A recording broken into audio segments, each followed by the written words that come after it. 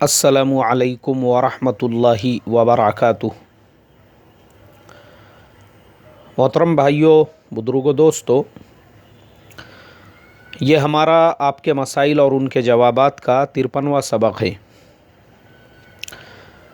اللہ کے فضل و کرم سے یہ جو سلسلہ ہم نے ای میل پر سوال پوچھنے کا شروع کیا ہے، ماشاءاللہ بہت ہی بہترین رسپانس مل رہا ہے اور سارے سوالات ہمارے پاس میں محفوظ ہے۔ اکثر سوالوں میں تو میں نے وہی ترتیب اختیار کیا ہوں کہ ان کو فوراً رپلائی دے دیا جائے، جواب دے دیا جائے، جو عموماً بار بار دہرائے جا رہے ہیں۔ اس کے علاوہ ایک بہت بڑی تعداد ان سوالات کی ہے جس کے نیچے سوال پوچھنے والے کا نام، اس کے شہر کا نام لکھا ہوا نہیں ہے۔ تو میں پھر سے ایک مرتبہ آپ تمام لوگوں سے درخواست کروں گا کہ بھائی مہربانی فرما کر آپ سوال کے نیچے اپنا نام اور اپنے شہر کا نام ضرور لکھیں تاکہ ہم کو آپ کا جواب دینے میں آسانی رہے اور سہولت رہے۔ آج ہم نے انہی سوالات کو لیا ہے جن سوالات کے اندر سوال پوچھنے والوں نے نیچے اپنا نام، اپنے شہر کا نام لکھا تھا۔ اس لیے اب بغیر کسی تاخیر کے میں سب سے پہلا سوال لیتا ہوں۔ یہ سوال محسن خان صاحب جبیل سعودی عربیہ سے انہوں نے پوچھا ہے۔ بولے مولانا، میں حنفی مسلک سے تعلق رکھتا ہوں، لیکن یہاں پہ میں سعودی میں جاب کرتا ہوں تو اکثر میں دیکھتا ہوں کہ یہاں کے مساجد کے جو ائمہ ہیں وہ غیر مقلد ہے۔ ایسی صورت میں نے کیا کرنا چاہیے؟ ان کی اقتداء میں نماز ادا کرنی چاہیے یا اپنی انفرادی نماز پڑھنی چاہیے؟ بھائی ہمارے محسن خان صاحب، سب سے پہلے تو میں آپ کا یہ جو ڈاؤٹ ہے، آپ کے ذہن میں یہ جو غلط فہمی آ گئی ہے کہ آپ جس امام کے پیچھے نماز پڑھتے ہیں وہ غیر مقلد ہے، اسے دور کر دوں۔ آپ کو معلوم ہونا چاہیے، چاہے سعودی عربیہ ہو، چاہے اور کوئی عرب ملک ہو، وہاں کے لوگ وہ غیر مقلد نہیں ہیں، بلکہ یا تو امام مالک رحمۃ اللہ علیہ کے مسلک پر عمل کرنے والے ہیں یا تو امام شافعی رحمۃ اللہ علیہ کے مسلک پر عمل کرنے والے ہیں۔ آپ کو وہ غیر مقلد اس لیے لگے چونکہ آپ ہیں انڈین، اور ہمارے ملک ہندوستان کے اندر اکثریت ہم لوگ احناف ہے، امام ابو حنیفہ رحمۃ اللہ علیہ کے مسلک پر عمل کرتے ہیں، تو ہمارے یہاں پر عمومی ماحول ناف کے نیچے ہاتھ باندھنے کا ہے۔ ہم لوگ بچپن سے دیکھتے آتے۔ اب ہم نے کسی اور انسان کو اگر سینے پہ ہاتھ باندھ کر نماز پڑھتے ہوئے دیکھ لیے تو ہمارے مائنڈ میں فوراً آتا ہے ارے یار شاید یہ غیر مقلد ہے۔ ایسا نہیں ہے۔ میں آپ کو بتا دوں، امام شافعی رحمۃ اللہ علیہ کے نزدیک بھی سینے پر ہاتھ باندھنا سنت ہے۔ اب ہمارے ملک میں جو کوکن کا پورا پٹا ہے، پورا کوکن کا جو پٹا ہے، اس کے بعد میں نیچے گوا، اس کے بعد نیچے کرناٹکا کا جو پورا علاقہ ہے، اس کے بعد نیچے کیرلا، یعنی یہ پورا کیا پورا ممبئی سے لے کر تو نیچے کنیا کماری تک، یہ پورے پٹے کے اندر آپ کو تقریباً 100% ہمارے جو ایمان والے بھائی ہیں وہ شافعی مسلک کے ملیں گے۔ وہ لوگ بھی سینے پر ہاتھ باندھتے ہیں۔ تو مسئلہ ہمارے یہاں پہ اس لیے ہوتا ہے کیونکہ ہم انڈیا کے لوگ، ہم لوگ ناف کے نیچے ہاتھ باندھنے والوں کو ہی دیکھتے ہیں۔ اب ہم نے اگر سینے پہ کسی کو ہاتھ باندھتے ہوئے دیکھ لیا، ہم کو لگتا ہے کہ نہیں یہ شاید غیر مقلد ہے۔ ایسا نہیں ہے۔ امام شافعی رحمۃ اللہ علیہ کے نزدیک بھی سینے پر ہاتھ باندھنا سنت ہے۔ تو جو ہمارے بھائی یا جو امام شافعی مسلک کا ہوگا وہ بھی سینے پر ہاتھ باندھتا ہے۔ اب میں آپ کو بتا دوں، سارے عرب ملک، پوری دنیا کے اندر یہ چاروں ائمہ کے ماننے والے ہی آپ کو ملیں گے۔ سارے عرب ملکوں کے اندر لوگ یا تو امام مالک رحمۃ اللہ علیہ کے مسلک پر عمل کرتے ہیں یا تو امام شافعی رحمۃ اللہ علیہ کے مسلک پر۔ اب آپ عمان میں آ جائیے۔ عمان ایک اکیلا ملک ایسا ہے، وہاں پہ عبادی فرقہ ہے، ان کے بھی ایک بہت بڑے امام تھے، اس کی بھی ایک لمبی چوڑی تاریخ ہے، وہ میں پھر کبھی بتاؤں گا، لیکن اتنا ضرور بتا دوں کہ وہ بھی ان کی تقلید کرتے ہیں اور ان کے مسلک پر عمل کرتے ہیں۔ یہاں تک کہ عراق کے اندر سنی اور شیعہ دونوں فرقے الگ الگ ہیں، لیکن وہ دونوں میں بھی وہاں کے جو سنی مسلمان ہیں وہ حنفی ہے، اور جو وہاں کے شیعہ ہے وہ بھی تقلید کرنے والے ہیں، اور وہ امام جعفر صادق رحمۃ اللہ علیہ کے مسلک کے اوپر عمل کرتے ہیں۔ اسی طریقے سے آپ افریقہ میں چلے جائیے، وہاں پہ اکثریت جو نارتھ افریقہ ہے وہاں پہ سب مالکی مسلک کے لوگ ہیں۔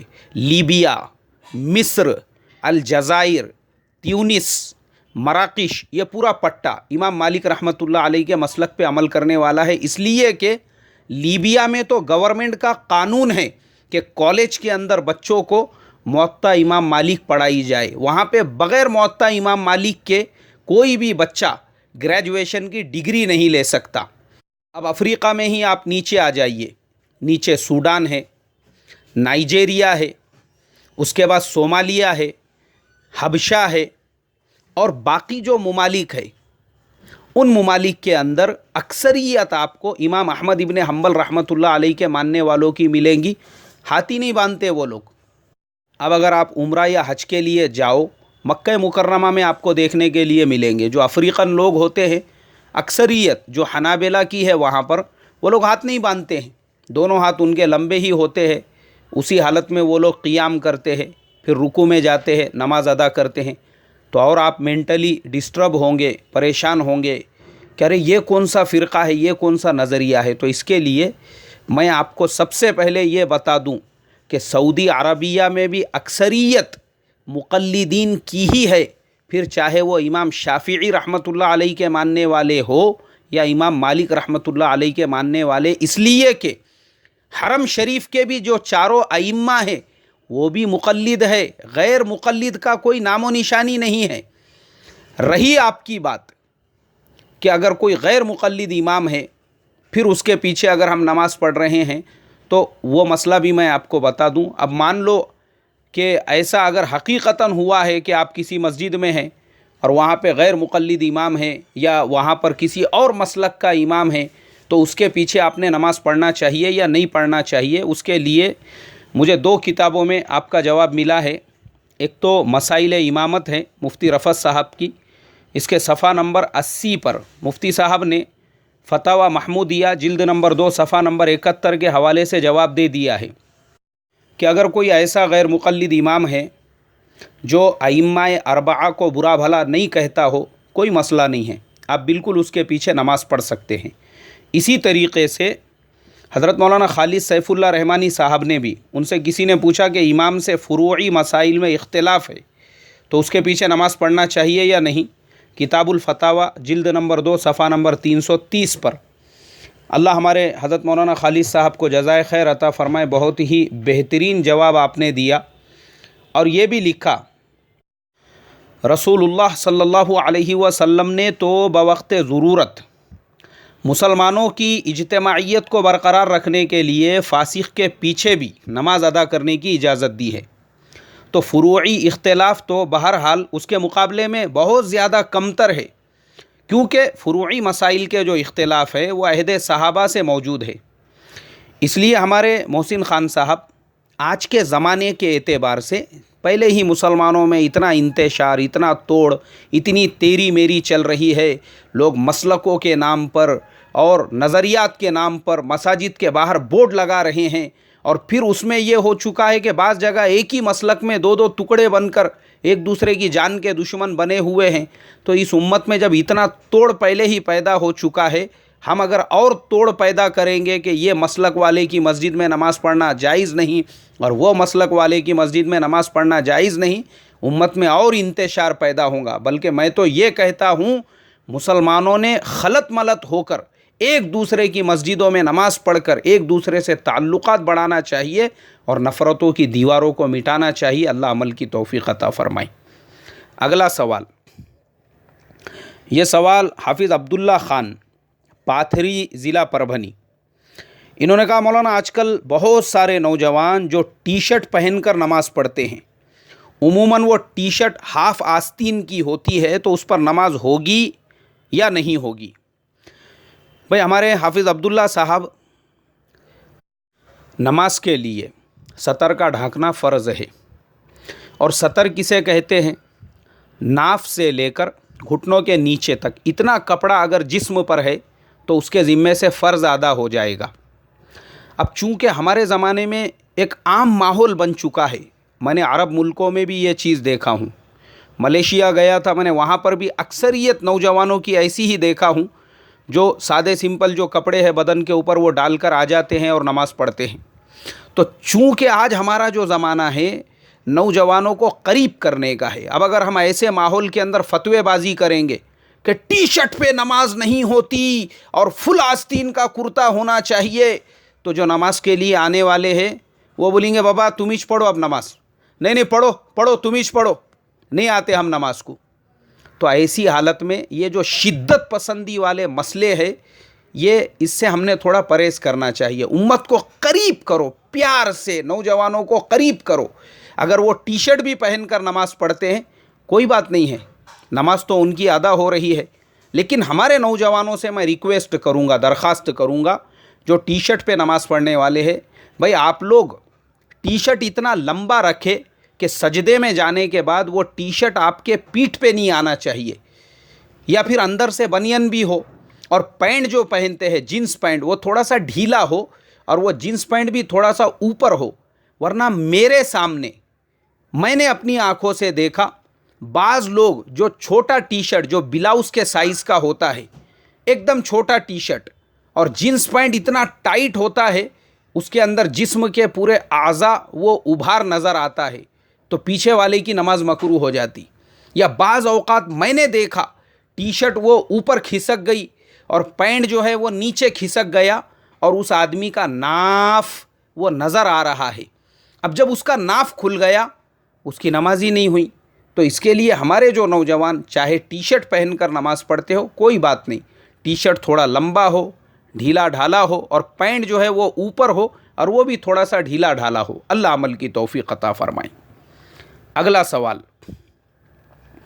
ये सवाल लुकमान शाह साहब, शेगांव, बुल्डाना, महाराष्ट्र। इन्होंने कहा मौलाना हम लोग कैटरिंग का कारोबार करते हैं, यानी खाना वगैरह बनाने का। अब अक्सर ऐसा होता है हमारे पास में शादी के ऑर्डर के साथ में 11वीं शरीफ के और कंदोरी के भी ऑर्डर आते हैं।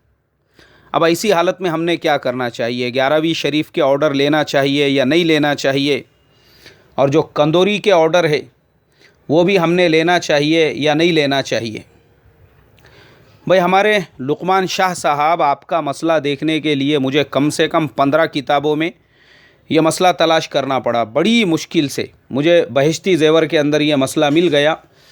हज़रत थानवी रहमतुल्लाह अलैह ने 11वीं शरीफ का जो खाना है उसके ताल्लुक़ से साफ़ लफ्ज़ों में लिखा कि 11वीं शरीफ के मौके पर जो खाना बनाने का एहतमाम किया जाता है और गौसे आज़म रहमतुल्लाह अलैह की नियाज़ के नाम से ईसाले सवाब किया जाता है, ये खाना अगर पीराने पीर की ही नज़र के तौर पर हो तो हराम और गैरुल्लाह के नाम की क़ुरबानी में शामिल है, और अगर सिर्फ़ ईसाले सवाब मकसद हो तो ये खाना हराम नहीं होगा।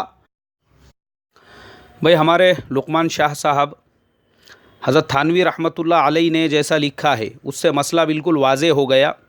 अगर ईसाले सवाब की नीयत है तो आपके लिए पकाना भी बिल्कुल हलाल और जायज़ है, कोई हर्ज है ही नहीं।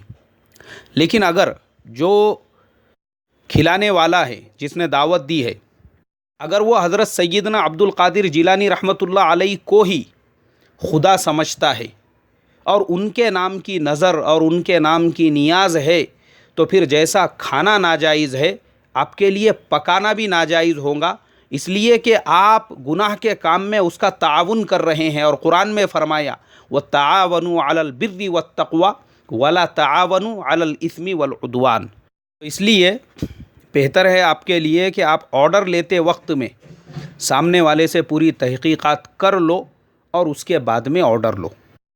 अगला सवाल, ये सवाल मोहम्मद इब्राहिम साहब, इन्होंने सूरत, गुजरात से, बहुत ही डिटेल में इनका सवाल इन्होंने मेल किए, बहुत अच्छे तरीक़े से माशाअल्लाह। इन्होंने कहा मौलाना आज हमारा जो यंग जनरेशन है उनका एकदम फेवरेट काम महबूब मशगला वो बन चुका है मोबाइलों के ऊपर लूडो गेम खेलना। हमारे अक्सर नौजवान चबूतरों पर, चौराहों पर, होटलों के अंदर, मस्जिदों के बाहर, मस्जिदों के वज़ू खानों में बैठे हुए हैं लूडो गेम खेलते हुए। अब वो लूडो गेम की भी दो शक्लें हो चुकी है। बाज़ नौजवान वो लूडो गेम एक दूसरे से मुकाबला आराई के लिए खेल रहे हैं, और बाज़ जो नौजवान हैं वो तो सट्टा खेल रहे हैं, उसके ऊपर पैसा लगाकर वो गेम खेल रहे हैं। तो आप थोड़ी सी वजाहत ये फरमा दीजिए कि मोबाइलों के ऊपर जो गेम खेले जाते हैं, चाहे वो लूडो गेम हो या कोई और गेम हो, शरअन उसकी हैसियत क्या है, वो हलाल है, जायज़ है या नहीं है। भाई हमारे मोहम्मद इब्राहिम साहब, आपके सवाल के जवाब के सिलसिले में बहुत सारे मसाइल की किताबों में मुझे ये मसला तलाश करना पड़ा, लेकिन अल्लाह जज़ाए खैर अता फ़रमाए, एक साहब है, उन्होंने मोबाइल के ज़रूरी मसाइल के नाम से ही एक किताब लिख दी है। उसके अंदर फिर मुझे ये जवाब मिल गया। उन्होंने लिखा मोबाइल पर गेम खेलने का शरई हुक्म। अब उन्होंने जो लिखा है मैं वही पूरी इबारत पढ़कर आपको बताता हूँ। उन्होंने लिखा है, दीन इस्लाम एक पाकीज़ा और बामक़सद ज़िंदगी गुजारने की तालीम देता है। इस्लामी निज़ाम हयात में लहव व लईब, गाजे बाजे और बाजियों की कोई गुंजाइश नहीं है। खा वो आतिशबाजी हो, पतंगबाजी हो, कबूतरबाजी हो, जुआबाजी हो, वग़ैरह वग़ैरह, ये तमाम चीज़ें नाजायज़ और हराम है। इसलिए कि हमारे जो फ़ुक़हा है वो फरमाते हैं हर किस्म के लहव व लईब हराम है, यहाँ तक कि बांसुरी बजाकर नगमा सराई भी हराम है। साहिब हिदाया अल्लामा बुरहानुद्दीन मुर्गी नानी रहमतुल्लाह अलैह की तरह अल्लामा इब्ने हुमाम रहमतुल्लाह अलैह का भी यही फ़ैसला है कि हर किस्म के लहव व लईब हराम और नाजायज़ है। मोबाइल पर जो किस्म किस्म के गेम खेले जाते हैं वो तमाम भी लहव व लईब के तहत में दाखिल है, लिहाजा मोबाइल पर गेम खेलना भी नाजायज़ है। नीज़ मोबाइल पर गेम खेलना एक फ़ुज़ूल, लग़्व और लायानी काम है। फ़ुज़ूल और लग़्व काम शरीयत में मना है। अल्लाह के प्यारे नबी सल्लल्लाहु अलैहि वसल्लम ने फ़रमाया, आदमी के ईमान और इस्लाम की अच्छाई में से ये है कि वो फ़ुज़ूल और लायानी काम छोड़ दे। फिर आगे हज़रत उक़बा इब्न आमिर रज़ी अल्लाह तआला अन्हु से मरवी है, अल्लाह के नबी सल्लल्लाहु अलैहि वसल्लम ने इरशाद फरमाया, जितनी चीज़ों से आदमी लहव व लईब करता है सब बातिल है, मगर कमान से तीर चलाना, घोड़े को अदब देना और अपनी बीवी से मुलाकात करना कि ये तीनों जायज़ और हक़ है। उसके बाद में ये जो साहिब किताब है, बेचारों ने हवाले भी लिखे हैं, अल्लाह उनको जज़ाए खैर अता फ़रमाए। आगे लिखा उन्होंने, फ़तहुल क़दीर जिल्द नंबर 10 सफ़ा नंबर 15, शाबुल ईमान हदीस नंबर 4987, जामे' तिर्मिज़ी हदीस नंबर 16430 जिल्द नंबर 3 सफ़ा नंबर 238। मोहम्मद इब्राहिम साहब, ये तमाम नौजवान जो हमारे मोबाइल गेमों में वक्त बर्बाद करने में, ज़ाय करने में लगे हैं, अल्लाह इनको जज़ाए खैर अता फ़रमाए। ये अपनी जवानी बर्बाद कर रहे हैं फ़ुज़ूलियात के अंदर। हमारे इन नौजवानों ने मोबाइल का इस्तेमाल अगर इल्म सीखने के लिए किया, कोई और काम करने के लिए, आज मोबाइल के अंदर आप किताबें रख सकते हैं, मुताला कर सकते हैं। उसके अलावा यूट्यूब के ऊपर बड़े बड़े अल्लाह वालों के, बुज़ुर्गान दीन के बयानात है, कुरान की तफसीरें है, सीरत के बयानात है। अगर चाहे तो माशाअल्लाह हमारे नौजवान उससे भी इस्तेफ़ादा कर सकते हैं। तो हमारे नौजवानों ने अपने वक्त को पहचानना चाहिए, अपने वक्त का सही इस्तेमाल करना चाहिए, और ये तमाम लहव व लईब की, फ़ुज़ूलियात की, लायानी चीज़ें हैं, इससे बचना चाहिए। अल्लाह अमल की तौफ़ीक़ अता फ़रमाए। अगला सवाल, ये सवाल ओमान से अरशद इमाम साहब ने पूछा है। उन्होंने कहा, मौलाना हम लोग यहाँ ओमान में जॉब करते हैं, लेकिन जहाँ पर हम लोग खाना खाने के लिए जाते हैं वहाँ पर मेज़ में जो खाना आता है उसके अंदर जो मीट इस्तेमाल होता है वो या तो ब्राज़ील से आया हुआ होता है या तो ऑस्ट्रेलिया से। अब हम लोग जो है सख्त तशवीश में मुब्तला है कि उस मीट को, उस गोश्त को हम लोगों ने इस्तेमाल करना चाहिए या नहीं करना चाहिए, इसलिए कि उस पर लेबल तो हलाल का होता है। भाई हमारे अरशद इमाम साहब अरब मुल्कों के अंदर बहुत सारी ऐसी कमेटियां हैं गवर्नमेंट की जो ये तय करती है इसको हलाल का सर्टिफिकेट दिया जाए या नहीं दिया जाए। अब ऑनलाइन भी मैंने बहुत सारे फतवे तलाश किया तो उसमें अक्सर चीज़ें जिनको अरब मुल्कों के अंदर उन्होंने हलाल करार दे दिया था, तजुर्बे की बुनियाद पर जब मैंने उसकी तहकीकात की तो पता चला कि वो हलाल है ही नहीं। हमारे इस्लाह मुआशरा के एक बहुत पुराने मेंबर दुबई के अंदर वो एक ऐसी चिकन फैक्ट्री के अंदर काम करते हैं। ख़ुद उन्होंने मुझे बताया कि उस चिकन फैक्ट्री का जो प्रोडक्शन है उसके बॉक्स पर हलाल तो लिखा हुआ होता है, लेकिन पूरी कटिंग वो मशीनों के ज़रिए से होती है, मशीनों से पूरा काम होता है। बोले मेरे आज तक समझ में नहीं आया कि ये मशीनों से कटाई किया हुआ जो चिकन है मार्केट में जो बिक रहा है इसको हलाल का सर्टिफिकेट कौन से हिसाब से दिया गया।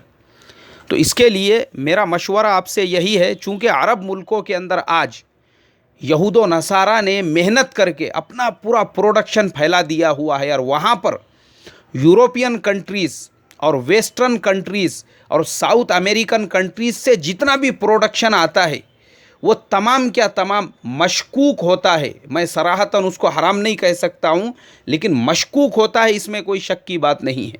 और हमारे बुज़ुर्गों ने लिखा हुआ है जो चीज़ मशकूक हो उससे परहेज़ करना बेहतर है। हाँ, मैं एक चीज़ की गारंटी लेता हूँ कि जो गोश्त इंडिया पाकिस्तान से वहाँ पर आता है उसके हलाल होने में रत्ती बराबर का शक शुबा नहीं है, वो बिल्कुल हलाल है, बिंदास आप उसको इस्तेमाल कर सकते हैं। इसलिए कि इंडिया में जहाँ जहाँ से गोश्त सप्लाई होता है मैंने प्रैक्टिकल वहाँ पर विज़िट करके ये तमाम चीज़ें देखा हूँ, तो माशाल्लाह उनके यहाँ पर इस चीज़ का खुसूसी एहतमाम होता है कि भाई जानवर को हलाल तरीक़े से ज़ुबाह किया जाए।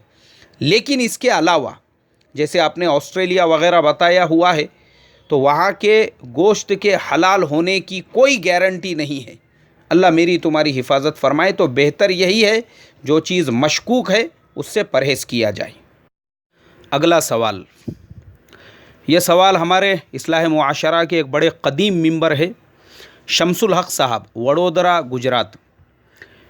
इन्होंने कहा है मौलाना हमारे यहाँ पर जब औरत हामिला हो जाती है तो लोगों के दरमियान में ऐसी बातें मशहूर है कि चाहे सूरज ग्रहण हो या चांद ग्रहण हो उस औरत ने घर के अंदर ही रहना चाहिए, कोई काम काज वग़ैरह नहीं करना चाहिए।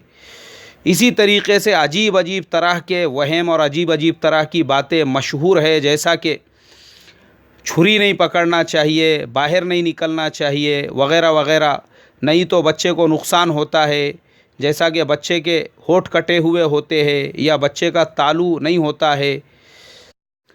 भाई हमारे शमसुल हक़ साहब, आपके सवाल के जवाब के सिलसिले में मुझे हज़रत अल्लामा यूसुफ़ साहब लुधियानवी रहमतुल्लाह अलैह उनकी किताब आपके मसाइल और उनका हल जिल्द नंबर 2 सफ़ा नंबर 517 सेम सवाल और उसका जवाब हज़रत ने लिखा, हदीस में इस मौके पर सदक़ा व खैरात, तौबा व इस्तिग़फ़ार, नमाज और दुआ का हुक्म है, दूसरी बातों का कोई ज़िक्र नहीं।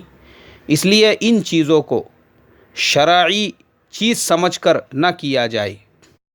एक्चुअली कैसा है, हम लोगों का मसला ये है ना, हम लोग हैं इंडियन, तो हमारा इस्लाम भी जो है वो मेड इन इंडिया है। गैरों की सोहबत में रहकर हमारे अक़ीदे तकरीबन वैसे ही है जैसे गैरों के अक़ीदे हैं।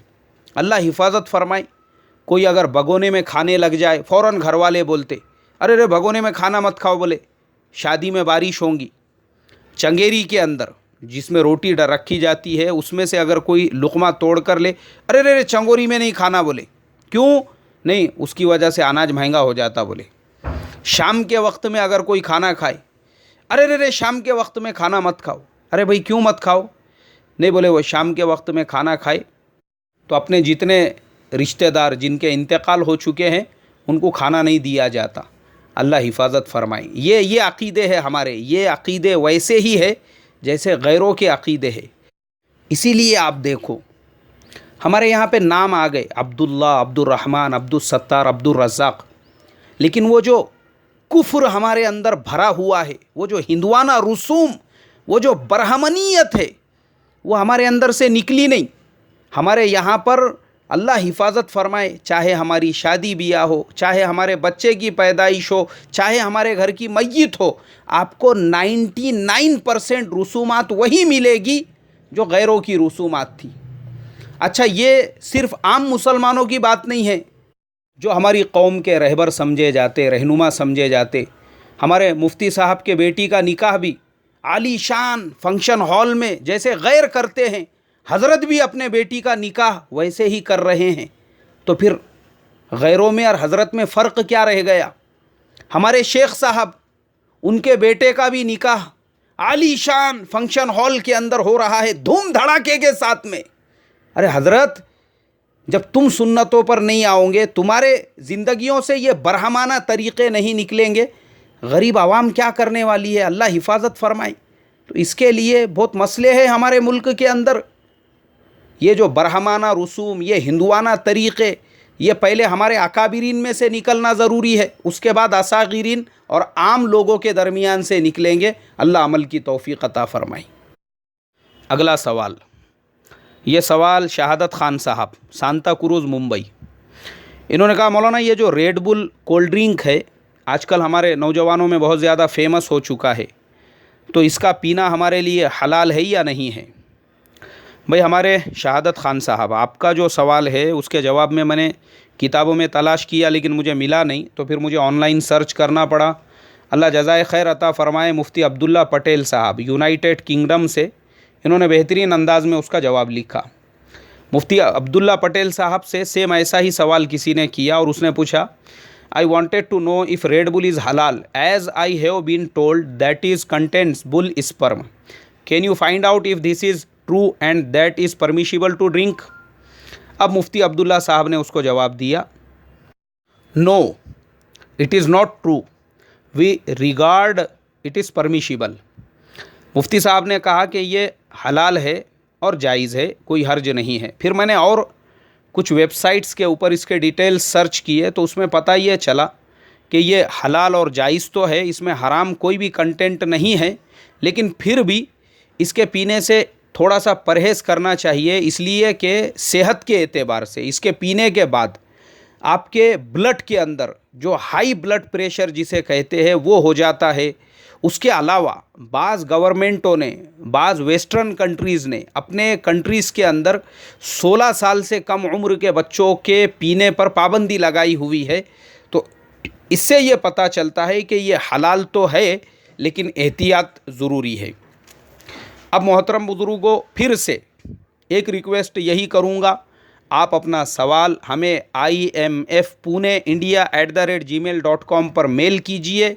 सब्जेक्ट के अंदर आपका क्या सवाल है वो डालिए, और सवाल आप पूरा जो है नीचे मेल में जब लिखेंगे उसके बाद नीचे अपना नाम, अपने शहर का नाम, अपना स्टेट और कंट्री अगर लिखे वो ज़्यादा बेहतर है, ताकि हम आपको आपके नाम के साथ में डिटेल में जवाब दे सके। इसी तरीक़े से बाज़ लोग जो जलसे जुलूस के लिए दावत देने वाले हैं, अभी जैसे इमरजेंसी में एक जलसे की दावत आई थी 26 जनवरी के लिए, तो मैं रिक्वेस्ट करूंगा, दरख्वास्त करूंगा, कम से कम आप मुझे 15 दिन पहले या 1 महीना पहले ये पता करें कि भाई उस टाइम पर मेरे पास में वक्त है या नहीं है, उस एतबार से फिर मैं आपको तारीख़ दे सकूंगा। आप ऐसा इमरजेंसी में, अर्जेंट में मुझे कॉल करेंगे और बोलेंगे कि मौलाना कल हमारे यहाँ पे प्रोग्राम है और हम आपको मेहमान खुसूसी के तौर पे दावत देना चाहते हैं, तो देखो मेरे सामने बहुत सारे तकाज़े होते हैं और मैं फ़ौरन आपकी दावत पर लब्बैक कहकर हाजिर नहीं हो सकता हूँ। फिर आपको बदगुमानी होंगी, फिर आप बोलेंगे अरे यार ये मौलाना तो बड़े घमंडी है, बड़े अकड़ू है, बहुत ही मुतकब्बिर है, और आप गलत फ़हमी और बदगुमानी में मुब्तला होंगे।